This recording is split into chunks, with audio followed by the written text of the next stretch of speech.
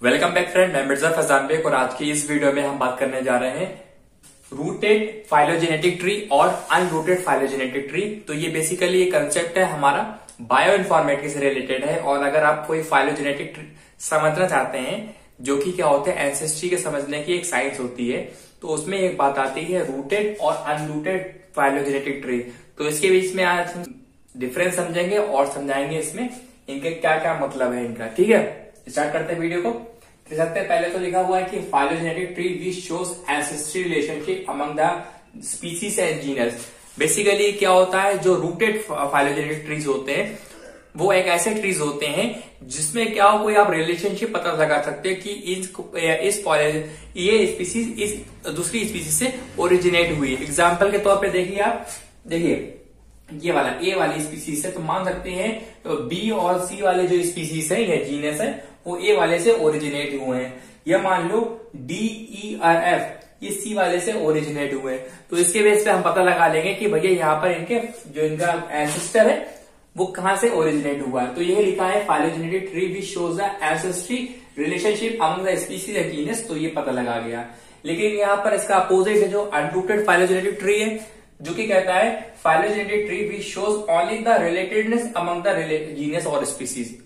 इसका मतलब सॉरी, इसमें पता लगा लेंगे, बस हम एक रिलेटेडनेस दिखा लेंगे, ये नहीं पता लगा पाएंगे कौन किससे ओरिजिनेट हुआ। जैसे कि एग्जाम्पल के तौर पर आप ये ए और बी आप देख रहे होंगे, तो आप ये तो पता लगा लेंगे कि इनका कोई कॉमन एंसेस्टर है सी वाला, लेकिन ये नहीं पता लगा कि ये किससे ओरिजिनेट हुए।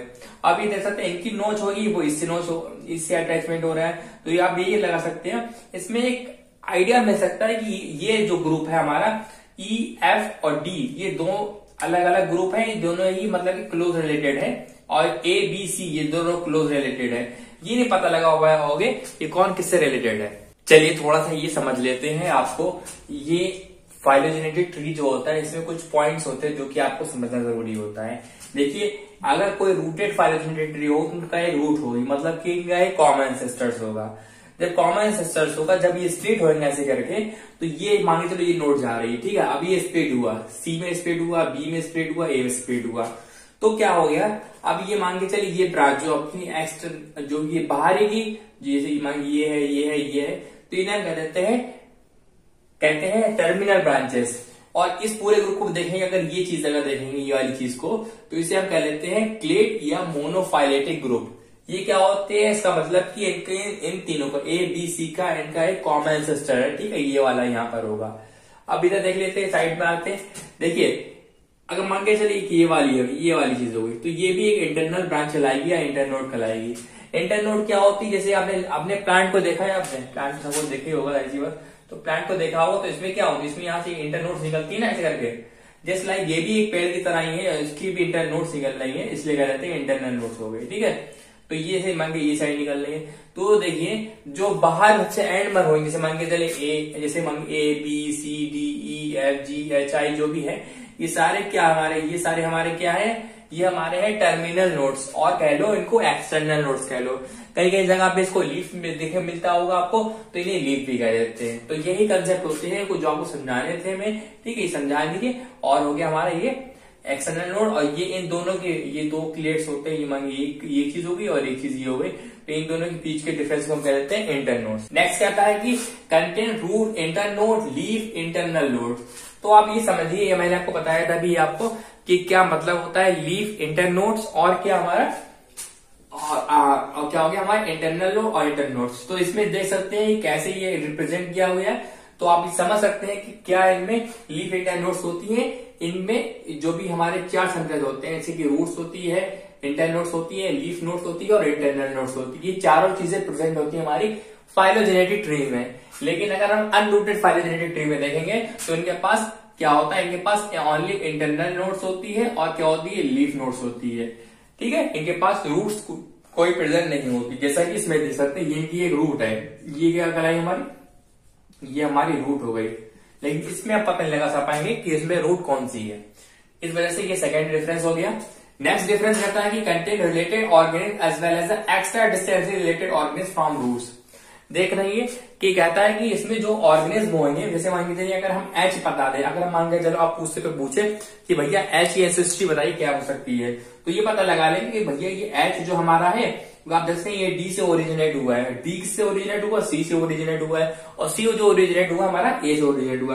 तो इससे पता लगा लोगे कि रिलेटेड ऑर्गेनिज्म पता लगा लोगे कि भैया इनके क्या क्या रिलेटेड ऑर्गेनिज्म है, और इनका जो दूर का रिश्तेदार होगा वही पता लगा सकते हैं इस रूटेड फाइलोजेनेटिक ट्रीज में। लेकिन यहाँ पे हम बात कर रहे हैं अनरूटेड फाइलोजेनेटिक ट्रीज में, इसमें क्या होता है, इसमें ओनली हैव रिलेटेड ऑर्गेनिज्म के मांगे पता लगा ए और बी का दोस्त हो सकता है, ये दोनों साथ साथ ओरिजिनेट हुए हैं, सी भी ओरिजिनेट हुआ, लेकिन ये पता नहीं लगा पाओगे कि इनका कॉमन एंसेस्टर कौन है, कौन ये कैसे रिलेटेड है, डी और ए कैसे रिलेटेड है, ये और ये कैसे रिलेटेड है, ये पता लगा नहीं सकते हैं हमारा अनरूटेड फाइलोजेनेटिक ट्री में। फोर्थ पॉइंट कहता है कि शोज रिसेंट कॉमन एंसेस्ट्री, तो आप ये पता लगा लोगे कि रिसेंट कॉमन एंसेस्ट्री, जैसे कि मान के चले अगर आप देखें, अगर जैसे कि लोग कहते हैं एप से हम इवॉल्व हुए हैं, ठीक है, एप हमारे एंसेस्टर्स हैं, लेकिन गलत कहना है हमारा। एप क्या हो करता था एक कॉमन एंसेस्टर है हमारा। जैसे कि अगर आप एप्स को अगर देखोगे तो एप्स में क्या होता है बेसिकली, एप्स APS, तो ये एप्स आपने देखी होगी, एक मूवी भी है हॉलीवुड की, तो उसमें बताया गया था कि एप्स से कुछ रिलेटेड है, उसमें अच्छी दिखाया कैसे वो एडवांस हो गए, ठीक है, तो ह्यूमंस की तरह बिहेव करते हैं। तो ह्यूमंस में ये ह्यूमंस हो गए, ठीक है, ह्यूमंस हो गए, आपने चिंपैंजी सुना होगा, ओरेंगटन हो गया, ये सारी इनके कॉमन एंसेस्टर्स हैं ह्यूमंस के। तो आप ये रूटेड फाइलोजेनेटिक दिखा लोगे कि इनके कॉमन एंसेस्टर है, जैसे कि आप पता लगा लोगे कि इनका कॉमन एंसेस्टर जो ई वाले का कॉमन एंसेस्टर हमारा डी होगा, लेकिन आप इसमें ये पता लगा पाओगे कि ए का कॉमन रिलेटेड और इनका रिलेटेड ऑर्गेनिज्म कौन सा हो सकता है, क्योंकि ये यहाँ पर इनमें आके सब आके एक साथ जुड़ जाते हैं, जिसमें पता नहीं चलता है कौन किससे ओरिजिनेट हुआ है। नेक्स्ट कहता है each root to node show the evolutionary age, तो आप जैसे बता रहे हैं, जैसे कि आप जैसे ये रूट्स हो गए, मैंने बताया रूट्स हुआ, ये क्या हुआ, ये नोड हो गई, ठीक है, ये नोड हो गए, तो आप ये पता लगा लोगे कि जो हमारा ई वाला है, ई वाला बोले तो ये वाला तो नोड है, नोड से पता लगा लोगे कौन किससे ओरिजिनेट हुआ है, लेकिन आप ये नहीं पता लगा पाओगे जैसे मान के चलिए इसमें तो रूट ही नहीं है, तो अनरूट तो जाहिर सी बात हो गया, मतलब कि रूट है नहीं, तो इसमें क्या होता है, इसमें कॉमन एंसेस्ट्री को बताना बड़ा ही नामुमकिन सा लगता है, ठीक है। आगे कहता है, देखो ये बता देता है, लेकिन इसमें क्या होता है, इसमें इवोल्यूशनरी पाथवे को नहीं पता लगा सकते हैं, क्योंकि इसमें एक प्रॉब्लम आती है कि इनका कॉमन एंसेस्टर पता नहीं चलता है ये कौन सा है, ठीक है। मान लो ए और बी का कॉमन एंसेस्टर क्या हो सकता है, पता नहीं, इसका सी का भी कोई कॉमन एंसेस्टर है, लेकिन मालूम नहीं चल पाता है, क्योंकि यहाँ पर एक अनसर्टन रहता है, ठीक है। तो ज्यादातर क्या होते हैं अनरूटेड फाइलोजेनेटिक ट्री मिलते हैं हम लोग को, कोई भी अगर हम कोई भी टेस्ट करते हैं, जैसे कि आपने देखो मेगा यूज करा अगर होगा, तो उसमें कॉमन अनरूटेड फाइलोजेनेटिक ट्रीज मिलते हैं, ठीक है। तो ये कंसेप्ट होता है इस वीडियो में, और वीडियो इन्फॉर्मेटिव लगती है तो लाइक करिएगा, सब्सक्राइब कीजिएगा। अब मिलते हैं नेक्स्ट वीडियो में, और कमेंट में बताइएगा कौन सा आपको टॉपिक पढ़ना है। तब तक के लिए बाय बाय, अलविदा।